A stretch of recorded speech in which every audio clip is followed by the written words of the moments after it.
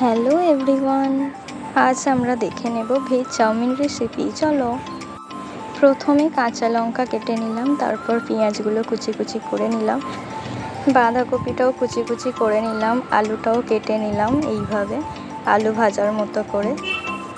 এরপর আলুটাকে সিদ্ধ করে নিলাম হালকা লবণ দিয়ে, চাউমিনটাও দিয়ে দিলাম এর মধ্যে, তারপর সিদ্ধ করে তুলে নিলাম আলাদা পাত্রে। এরপর কড়াইয়ের মধ্যে তেল গরম করে পেঁয়াজটাকে ভেজে নেব ভালোভাবে। পেঁয়াজগুলোকে লাল লাল করে ভেজে নেব। এর মধ্যে লঙ্কা কুচিগুলো দিয়ে দিলাম। এরপর এটাকে ভালোভাবে ভেজে নিয়ে তার মধ্যে বাঁধাকপি কুচিগুলো দিয়ে দিলাম এবং ভালোভাবে এটাও ভেজে নিলাম।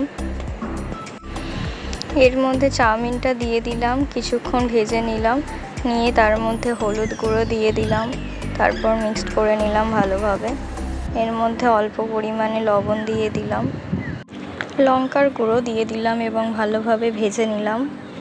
পরিমাণ মতো লবণ দিয়ে দিলাম, কিছুক্ষণ নেড়ে ছেড়ে নিলাম এবং তৈরি হয়ে গেল আমাদের ভেজ চাউমিন। কেমন লাগলো জানিও, ভালো লাগলে লাইক, শেয়ার অ্যান্ড সাবস্ক্রাইব।